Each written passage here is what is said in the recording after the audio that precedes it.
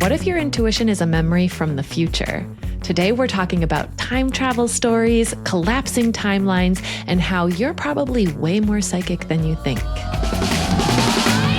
For generations, women were shamed for trusting themselves, sensing things before they happen, and believing in their own power. No one encouraged them to embrace it until now. Welcome to Trust Yourself.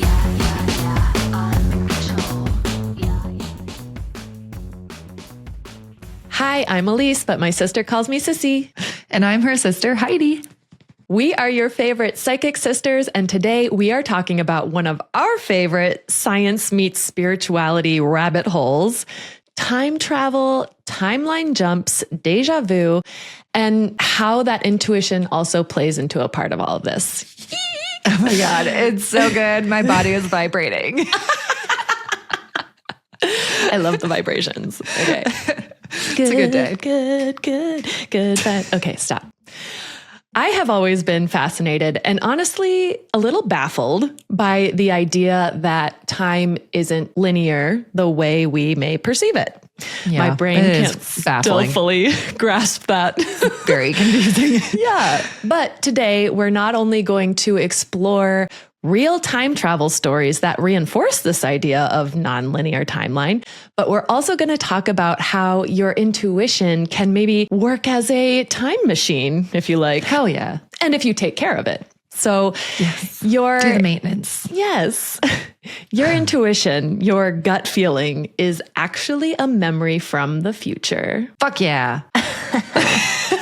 I'm excited.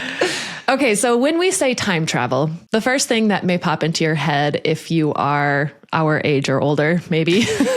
Back to the Future. Yes. Hopping into a DeLorean with Doc Brown. But Hollywood has trained us to think of time travel as dramatic and cinematic. And sometimes it is, but there's also micro time slips, subtle sensory shifts in time that may be happening far more often. And these smaller experiences, I think, can be just as transformative. So today we're going to talk about both. Ooh, I'm super excited. Do you want to know a funny like thing that I thought of? Always. I don't know when, a while ago maybe. Okay. It doesn't matter when. No. But now I have this thought. You know, like when you're outside and the wind's blowing and then all of a sudden it feels like it just like whips the other direction. Oh. And it like changes.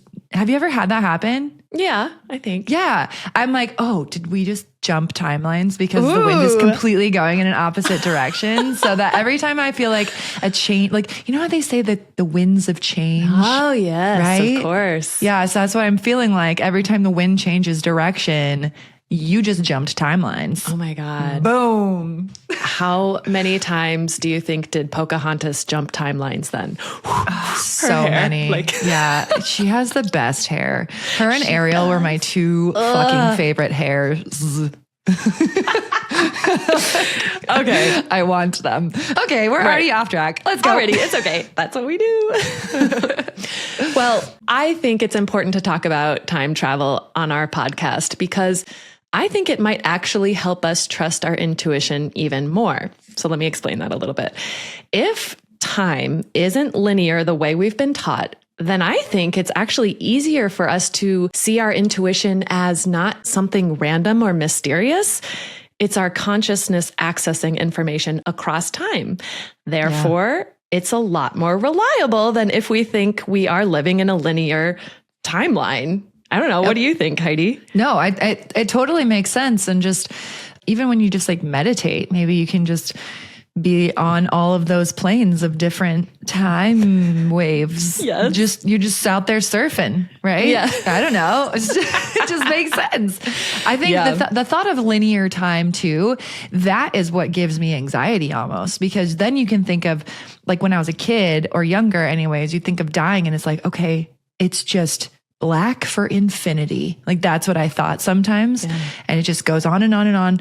But now if you think of it as like almost a time loop or time is nonlinear and you can just kind of move around, jump ahead, jump behind, go into a past life. Maybe there's past lives that we haven't lived yet. What? Oh my God. I love this. Okay, so I want to start with two very intriguing stories of time travel into the past, and then we can talk about more micro time slips into the future or parallel timelines. So Heidi, do you want to start with your story? Yeah. I don't know which category this falls into, but you tell me. Oh okay.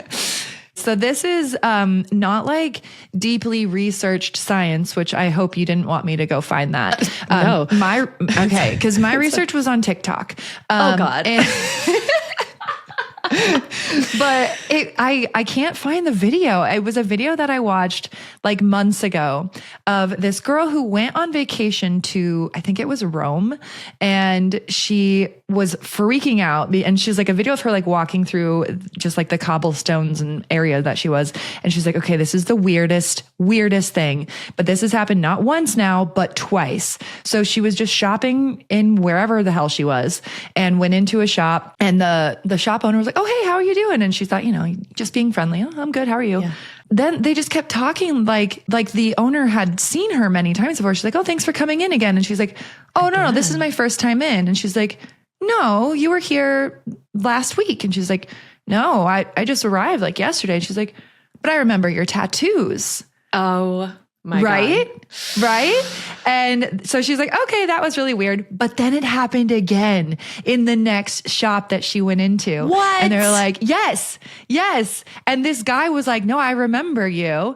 So then she was like visibly shaken in this video. She's like, I don't know. Did I walk through a portal? What just happened? Yeah. I have no recollection, but she did have this sense of like deja vu. Like she kept having a feeling. She's like, I feel like I've been here before, but yeah, it was so cool. I thought that was just, and it just makes you think though, right? Like, why would these people say those things? Yeah, and be like, people. no, that was you. And like I remember your specific, like tattoos specifically. I think that's what would bizarre freak me out. Not freak me out, but that would freak me kind out. of solidify it. Yeah. Like, oh my God, what was I doing last week?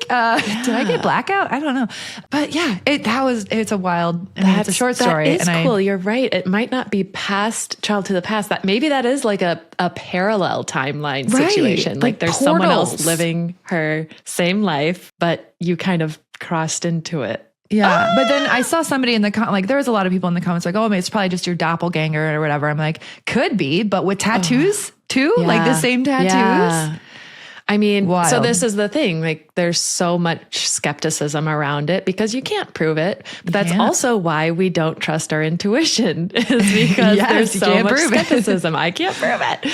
Yeah. Oh, that's a good one. So Heidi. Cool. It's so cool. If that person is out there on TikTok, hit me up because I want to chat. Yeah. I just don't remember. I couldn't find it and I was looking all over. Okay. I've got a story, Heidi. Yes. That you might have heard before because it's a pretty popular time travel story. And there's actually a book written about it. Oh, The Time Traveler's Wife? I'm just kidding. I haven't read that book. This is back in 1901.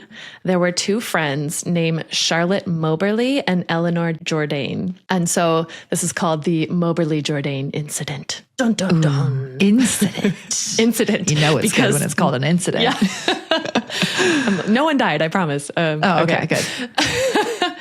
Okay, so the friends visited the Palace of Versailles during a trip to France. And apparently after touring the palace, which they found unimpressive, which I'm like, wait, okay. What? I don't believe this already. No. Yeah. They're like, no, let's go for a walk down to the Petit Trianon. So as they were walking there, they had this guidebook and they're following the guidebook and they're walking and they thought, oh, there's not a lot of people down here, so they can just go wherever they want. And they're kind of wandering around this path. And all of a sudden, Jourdain says she felt like the atmosphere suddenly shifted. And it felt kind of unnatural. And the landscape looked like it had turned flat and kind of lifeless. And she describes it as a tapestry with no shadows or movement from wind. Isn't that kind of weird? The winds of change. The winds of change, but no winds. So as they were walking, they also started to notice some really odd details. They saw this woman in some old clothing. Now, mind you, this is back in August 1901. So this was a long time ago, but she described it as clothing from the 18th century. So in the 1700s. She saw this woman shaking a white cloth from a window dressed in 1700 clothing. And she's like, oh, that's interesting. Maybe they're just doing like reenacting from the 1700s. Sure. Alone in their home. No big deal. Right. Just hanging out. It's not weird. And then they passed this old farmhouse with a huge plow outside. And she's like, oh, wow, how authentic. Wow. Then they encountered several unusual people, again, dressed in very old-fashioned clothing. They saw two men in long grayish, greenish coats, and they thought they were gardeners. And they were also wearing like three cornered hats. So the old pointy French hats. They're like, oh, they're very formal for gardeners. And then they saw a man at a kiosk who Jourdain said looked very disturbing, and his face was scarred like he had smallpox. And they asked him where the Petit Trianon was because they started to get lost, and he got all angry at him, and he just like kind of pointed that way. And she's like, oh, he was just creepy and I don't like him. So they started to walk away, and they found a bridge, and they walked across the bridge, and they finally found the Petit Trianon. And as they were there, Moberly said she saw a woman sketching on the grass in an old style dress and hat. And at first Moberly's like, oh, well, maybe she's just a tourist sketching the grounds. But again, the dress appeared to be very old fashioned. And suddenly, as they were walking, Jourdain says the atmosphere shifted again, and she started to notice more people showing up. They felt a little relieved. They're like, okay, now people look normal again. And once they finally got back, neither of the friends talked about it for a week, but one of them said something like, do you think the Petit Trianon felt a little haunted? And the other friend was like, yes. So 3 months later, they started to compare notes. They started to write their experience as they remembered it, and they started to do research on the site's history. So eventually, after all this research, they decided that what they witnessed, what they saw, they must have time traveled back to August of 1792, shortly before the fall of the French monarchy. And through their research, they recognized the man that they saw at the kiosk as fucking chills. Sorry. They recognized him as Comte de Vaudreuil. I'm butchering the name, but apparently it's a friend of Marie Antoinette. And instantly, Moberly was convinced that the woman she saw sketching in the grass was Marie Antoinette herself. What? And then they went back to the site to visit it multiple times, and they tried to retrace their steps, but they could not find the same path. And many of the landmarks, such as that kiosk and the bridge, were missing. And the grounds were like full of people. They're like, this is so strange. I can't find that bridge we went to. And then they found an old map, which revealed the bridge in the exact area they described it and remembered it. What year did the bridge go away? Oh, that's a good question. I should look it up. I feel like you should have had that in your back pocket. Just I don't know. You're right. That would have been something I would have researched, but I don't know. But they were trying to come up with an explanation, and they wondered if maybe they just stumbled across a party or an event that was booked for that day. That's why no one was over there. But they asked, and nothing was scheduled for that afternoon that they were there. Wow. And so they were totally convinced that they experienced a time slip, and they published this account in 1911. They published it and they called it an adventure.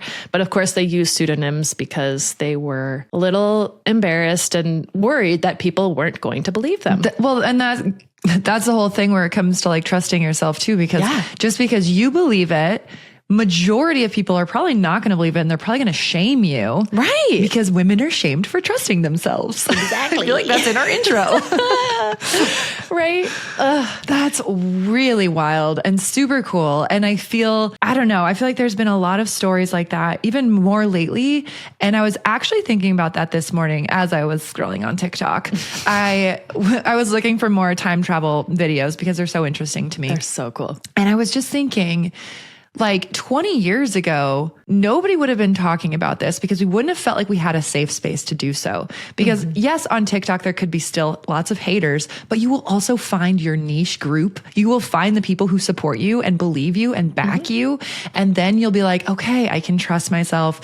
This isn't crazy. Like it makes me think about all the people that had near-death experiences. We've talked about NDEs so much on here, but not too long ago, nobody wanted to talk about it because they were afraid people are going to say, you're insane. You need to be medicated. But when a few people start talking about it, more people talk about it, they share their experiences, and you realize like, it's actually not that crazy to think about. It really could happen. Suspend disbelief. Suspend disbelief. It's possible just because we can't comprehend it in our brain as like, but how would it work? We don't need to know the how with the universe. The universe knows the how. We just need to be open to believing that it's possible. And because you know me, I've got some new science to back this up, which I'm really excited about. So, by the way, I also feel like, sorry, this was a random cutoff, but I also feel like there is a time machine. Like the government has time travel technology. I bet. And we're not allowed because they don't trust us with it yet. But one day. Well, I mean, the CIA has publicly released data on those psychic experiments that they're doing with people. I don't know about a time machine, but I just feel like I don't think it's like an actual machine. I think it's just like the idea, the technology of like how it's actually possible. It is. Anyways, continue with your story. You can cut this all out. No, I like it. Well, just like, these women, they had to trust their perception of the past because that's what they experienced. You can also trust your perception of the future. So some really fascinating neuroscience research was just published this year about your intuition. So Julia Mossbridge, a cognitive neuroscientist, suggested in her research that consciousness isn't locked into linear time. Our awareness can jump forward, pick up impressions from the future, and send them back to us as intuition. She is saying that our intuition is accessing future memories before they happen, which aligns with the concept of retrocausality. And this is the idea that future events can actually influence the present. And I love this research so much because it's saying that your consciousness or your soul or whatever you want to call it, it isn't confined to one moment. It perceives across timelines. And intuition is one of the ways that it communicates to you. Yes. Science is finally starting to catch up to psychics. I just feel so in my element. I feel like this next decade is going to be so cool. I'm so excited. I know. Because of this, because more people are talking about this, because science is backing it. So that means more people believe it. Right. Like, it's just, I'm so excited. So excited. I'm sure there's still people that discredit her work, Julia's work, then they probably question everything. But as of right now, even if it's just a theory, it's so incredible. And I love it. I love that it's getting a little bit more traction than it would have, especially in 1901. Right. Yeah. I mean, the fact that they even talked about it then, that's huge. Right. Because how many more people do you think had that same sort of experience? Who knows? But they would never talk about it. Well, and there's another scientific theory that supports this idea of our intuition being able to access all across times, and it is called the block universe theory. And this is supported by special relativity. So this is suggesting that time is a dimension, not a line. This is where my head gets a little like, what? What is happening? Okay. I'll stick in it with you. It Let's says that the entire universe is a 4-dimensional block containing all of space and time. And in this view, past, present, and future all exist simultaneously. And they're all equally real. And the passage of time is considered basically an illusion. So every moment has its own coordinates in the space-time continuum. Yes. Which I feel like in layman's terms for me, I'm going to try and break it down for myself because I still can't understand it. But I think it's that they're saying that time isn't something to flow forward. It's something you move through. And it's kind of like the way you move from one place to another. Time is a place. So you can, just like you can go north, south, east, west on a map, in this theory, you can move to a different points in time. So all moments exist at once. We're only just aware of the one we're standing in. I don't know, but I think so. I think I get it. Okay. The book that I read, The Power of Now, which was a big book, by Eckhart Tolle. Like big, like it was popular, or big, like lots of pages? I think it was popular. It might have had lots of pages. I listened to it on Audible and it was 7.5 hours. So that's probably big.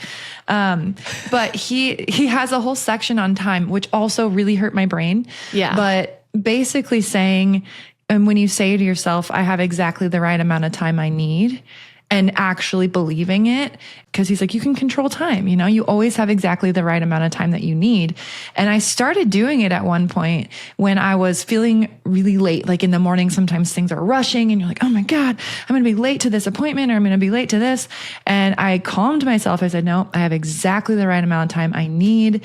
And even though I woke up late and thing after thing was happening, I think I got to where I needed to be a minute or too late, but the person I was meeting was also late. So it was exactly the right amount of time I needed.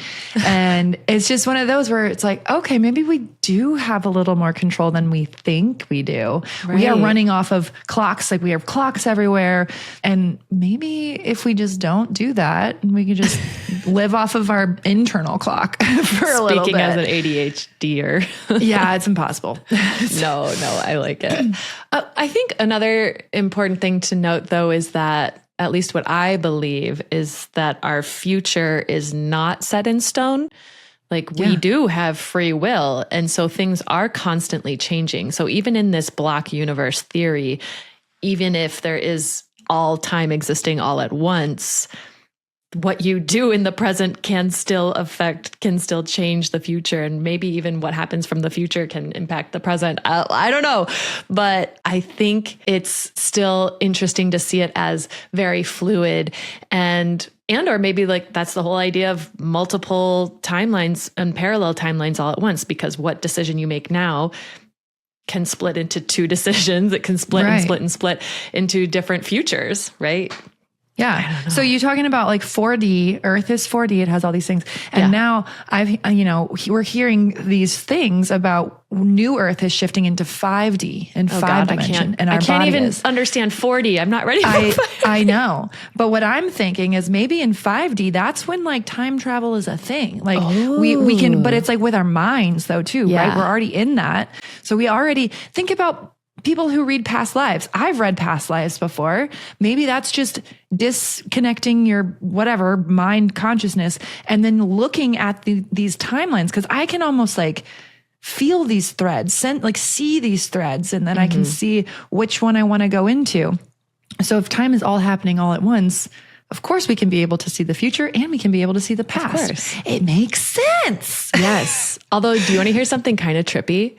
Always. I heard this argument once that if there was such thing as a 2D person or a 2D thing that existed in our three-dimensional world. Because technically, like even paper, even though we call it 2D, it has a thickness, right? Yeah. So it's not technically 2D. No, it's if not. there was a real 2D thing in our We'd never see it. 3D space, exactly. You could see it if it was facing you, but if it turned sideways, you can't see it. So what does that mean for us in 3D? If there is a 5D world, can they not see us if we turn a certain way? Right? Oh my God. I love this theory. And also, as you're explaining this, why did I have Inside Out in my head where it's like, we're two-dimensional, Yes. fall on your face. Yes. Fall on your face. Fucking love that movie. Oh God. That totally makes sense because all things can exist. 2D, 4D, 10D, whatever the hell. It makes sense, but it doesn't. It makes sense, but it doesn't. Yes. Okay. So there could be people who are time travelers who are maybe time traveling in 2D, and then they can't be seen by the people who are here. So what if there's fucking time travelers right next to us right now being like, these crazy bitches, but we can't see them because I can't. Okay. Before our heads turn to complete mush, I have another story for us. This is a future story. So this is a story about someone that has seen something from the future. It's reinforcing this idea that your intuition might just be you from the future looking out for you in the present. So I totally believe it. I know. So this is a story I heard. I can't give you crap for looking up a story on TikTok because this is one I heard on Instagram. That's right. That's right. That's where I get my news. This is from a woman named Jen Butler, and she shared this on Instagram, so I think it's okay for me to talk about it on the podcast. But she was talking about how she was living in an apartment all alone when she was 25, and she was going through a very deep depression, and she was thinking about ending her life. And she was sitting on the kitchen floor, sobbing and wailing and just screaming, "Someone please help me. Someone help me." And then all of a sudden, I'm getting goosebumps thinking about this. She felt a presence in the room, and she looks up and she sees this being of light. And she said her first thought as a 25-year-old was, "Oh my God, what if this is my soulmate? Like his spirit coming through to save me." And so the first thing she does is, as she's sitting on the floor, she reaches up to this being. She's like, "Save me."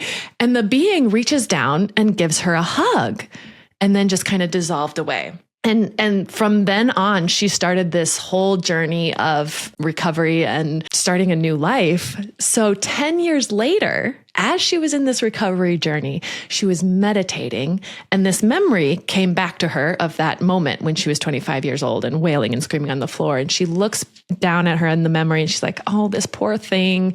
I remember how bad that was." And all of a sudden she said she entered the memory. It wasn't just a thought anymore. She entered the memory. And she is looking down at little 25-year-old Jen. And then Jen looks up at her directly in the eyes. And she's like, "Holy shit, she can see me." And then older Jen looks at her, reaching up to her, and she's like, "Well, what am I going to do? I got to give her a hug." And as she's hugging little Jen, it suddenly clicks. She's like, "Holy shit, this wasn't a knight in shining armor. This was me rescuing me." Right? You don't need nobody to save you. Only you're going to save you. Fuck, I got full body chills on that one too. She like Harry Pottered herself back to I was life. literally thinking about the fucking Harry Potter scene. I was like, oh, it's like when Hermione almost saw herself. Yes. Fuck. Okay, that just sparked a memory of another NDE. It was another NDE. Sorry, guys. But it was a child. Like she was drowning in a lake. And she just said that she was like, under the water, she looks up, she can see the sun, but she can't like get up. And then she just sees this figure like reach in and pull her out and put her onto the swim platform that was out there. And she just like was like, oh, it was just a lady with brown hair. But she was like, no, this woman with brown hair pulled me out and put me on this platform. And everyone's like, they were looking for this woman. They couldn't find her. And she even said, she kind of said it like jokingly. She's like, I don't know, maybe that was just like future me saving myself. But I think it was. Like, I really, that's so, yeah. I got the full body chills as you were saying that. And then I had that thought and I was like, oh yeah, that's possible. You can save yourself. You can save your fucking self, guys. This is totally fascinating to me. And knowing that what Heidi and I know, we can all be psychics and access our intuition. We all can do this. So I thought, after talking about the stories, I thought it'd be a good idea to give a little advice as to how we can better perceive our intuitive hits. Absolutely. And maybe even access them on demand. So first things first, I feel like the biggest question is, wait, how do I know the difference between my intuitive hits and my anxiety? There's a whole list of things, of reasons what's different, but I'm going to give you just one sentence. Intuition speaks in statements, but anxiety speaks in questions. Ooh, right? Mic drop, sis. Right, Good one. Oh. I like that. So, because if you get an intuitive hit, it's going to sound like, I need to go here. Matter of fact. Something is off. But anxiety is going to say, what if something goes wrong? What if I'm wrong? Should I do this? What if I shouldn't? Blah, blah, blah. Right? Yeah. So if we want to hear our intuition better, what do we need to do first, Heidi? Calm our nervous system. Yes. And how do you do that? I don't drink caffeine anymore. I hate that answer. Give me something else. I've created systems, and this is really important. I'm actually going to start doing this like a series on my TikTok/Instagram, but probably mostly my TikTok for ADHD people. The systems of like how we can put things in a flow so that it calms your nervous system. And for me, it is having a clean space that everything needs a home. And I bought a bunch of baskets that I'm calling needs a home baskets. Okay. So whenever I pick up shit off the floor for the kids, I throw them in the need a home bin and they have to go put them away because like things on the floor, things cluttering, that really fucks with my nervous system. Yeah. And so I need to categorize. I need to place things in places that they need to be. Yeah, that's a good point because you're like closing a tab, but that has a window that's open because the more windows we have open in our brain, the less we're going to hear our intuition. We're right. Be and I have overwhelmed. ADHD, so I have 500 Windows tabs open all the time. So if I can just like declutter your mind, body, and soul. Declutter is a great way to keep your nervous system a little bit more regulated. Yeah, and declutter. See? Oh my God, stop. I can't. Doesn't it fuck with your poops? Like it hurts my belly too. I can't do caffeine anymore. How many shits do you have to take after? Just one a day. That's what you need to do. One. Okay. And then it just makes your stomach rumble the whole rest of the day. I eat carbs, which absorb it. Okay. Oh, okay. I was not very good at regulating my nervous system when I was working at an architecture firm. It was very stressful. But one thing I think has been so impactful for me to be able to now access my intuition on demand is knowing how to access the theta brainwave state, which is actually pretty easy to do if you can put yourself in an environment to do that. So it's not just meditation, right? Which I know a lot of people hate meditation, but meditation is one way to get there. But you can also get into theta by doing something repetitive. So when your brains go on autopilot, which makes your prefrontal cortex kind of shut down so that all of those thoughts and logistical reasoning just kind of, they quiet down for a second and your intuitive thoughts can come forward without questions. So one thing you can do to get into theta is like folding laundry. It's honestly my favorite thing to do. I know that sounds so weird, but I get a lot of intuitive hits when I am just folding laundry, not thinking about anything else. Chopping vegetables, cooking, going for a drive, going for a walk, taking a shower. When your body is on autopilot, you get into the zone, which is kind of like athletes talk about this a lot too. They get into the zone when they're playing basketball or running, and literally getting into the zone is code word for getting into theta. And so you're focused on just the present and everything else around you disappears. Yeah. So let's try something kind of fun. Okay. Here's a practice for you. So close your eyes, unless you're driving. Close your eyes. Think about something you're curious about in the next week. So maybe it's a meeting you're anxious about, or a deadline you need to meet, or a person that you're going to have dinner with or happy hour with. Think about something that's happening next week.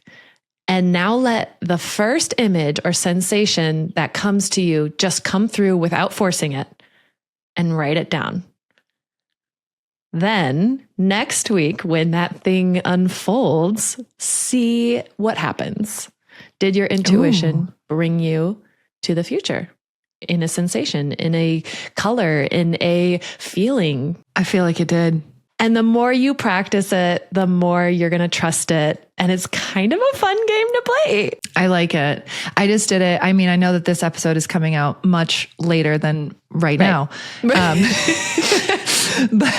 I was just thinking about our family Thanksgiving and being at Thanksgiving and the feelings that would arise potentially.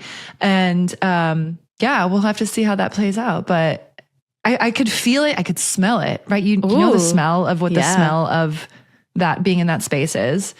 So yeah, get into your senses and see what you can feel. I love this. Time travel is so fun. Let's time travel every day. Yes. Which I love this because it's showing that you are not stuck in one timeline. And the more we trust ourselves, the more we can, collapse that distance between where you are and where you want to be.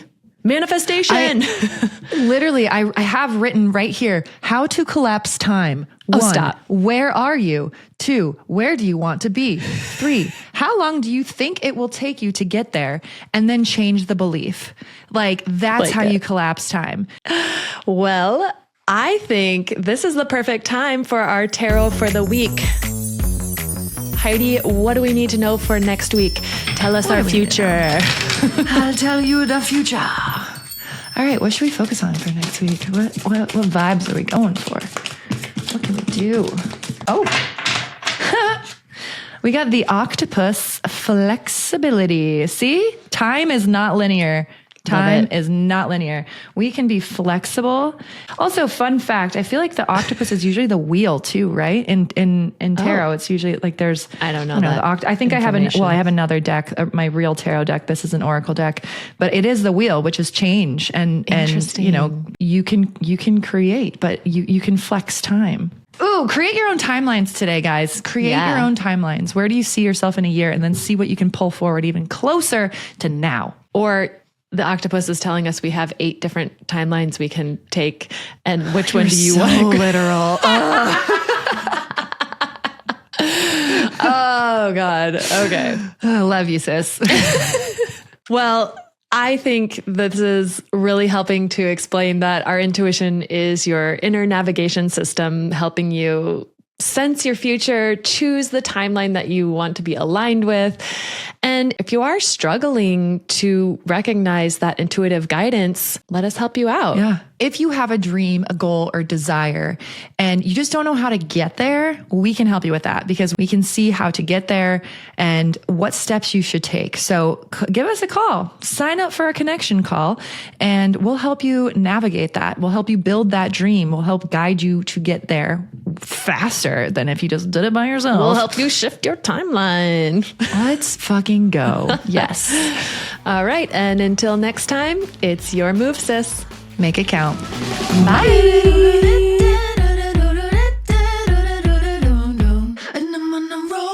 Favorite. Should I say favorite? Yes, absolutely. We're like your only psychic sisters that you know. We are your fucking favorite psychic sisters. I love it.